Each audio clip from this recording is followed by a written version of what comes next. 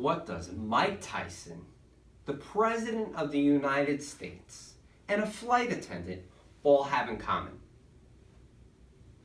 Each one is a steward. Now, who's heard that word before? Steward.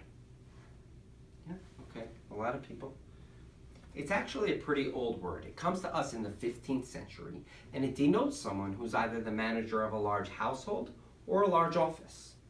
Now, I see a couple puzzled looks, and you're thinking, steward, I thought that was something else. Correct. What you're probably thinking about is a flight that you took. Because in the recent past, we called the people that served us on planes stewards or stewardesses.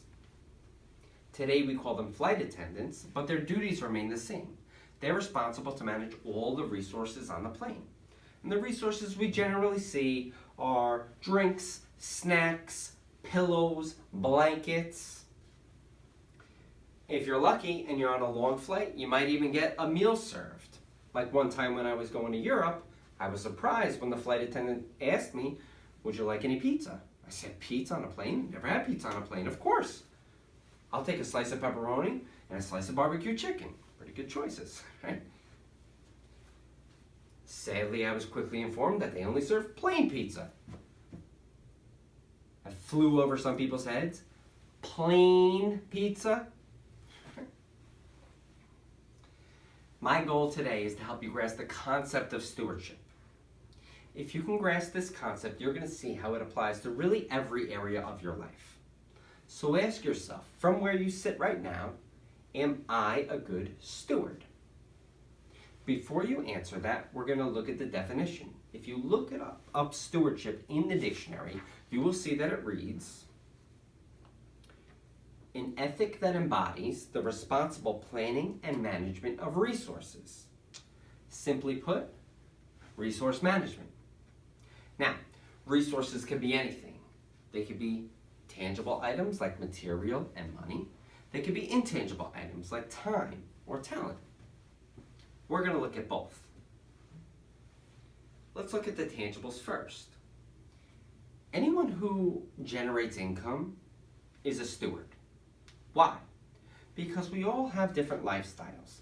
Some people are married, some people are single, some people own their home, some people rent. Some have hobbies that are more economically demanding, others don't mind living more simply. And the reality is, we all flip-flop at different points in our lives. One day you may want to go to an expensive restaurant and be catered to. Another day, sitting on your couch, eating a peanut butter and jelly sandwich suits you just as well. Neither one is right or wrong. It just falls to our preferences and our stewardship skills.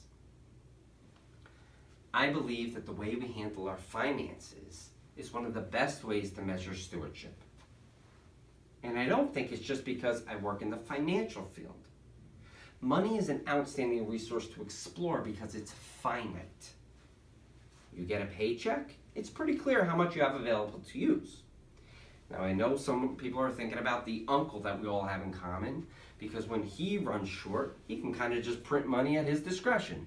You know who I'm talking about. He's got the face like a goat, dresses like Apollo Creed. Right? But for most of us, when we generate income, it dictates what we can do. And depending on our obligations and desires, depends on how we steward those dollars. The choice is yours. Let me give you a visual. Let's switch our resource from money to water for a minute.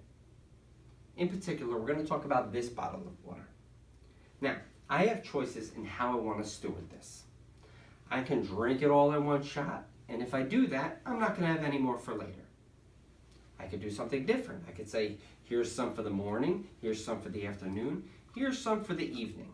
If I do that, I'll have water all day. It's not necessarily better, it's just different. I could also give some away if I want. I could say, here's some for Uncle Rocky, here's some for Uncle Paulie. Uncle Apollo, he gets enough. What I can't do is I can't give the full bottle to more than one person, because the resource is finite. I have to steward this wisely, at least until I have the ability to replenish or get more. Now I'm hoping at this point you see that our resource example could really be anything. We can even return to our money conversation and look at our paychecks, right? If you get a paycheck, you have stewardship options. You can spend it all at once, or you can divide it.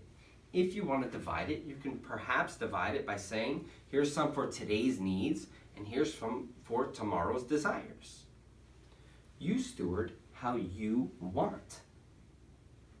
If we shift gears and look at some intangibles like talent, does anybody know someone who possesses great talent, they just don't seem to work hard enough to tap their potential?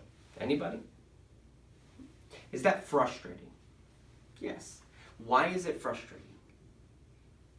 Because you can't accomplish the task for them. The talent holder has to accept responsibility and manage their own talent. In essence, be a good steward.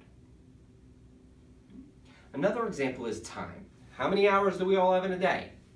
24.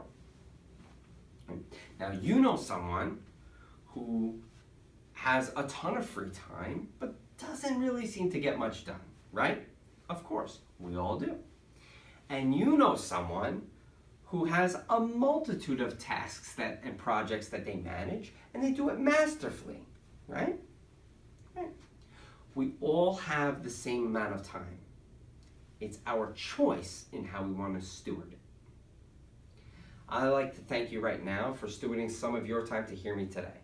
I hope you found this time worth it, and I'm going to encourage you to think about the areas in your life that you deem important. And before you go to bed tonight, I want you to ask yourself one question. Am I a good steward? Thank you.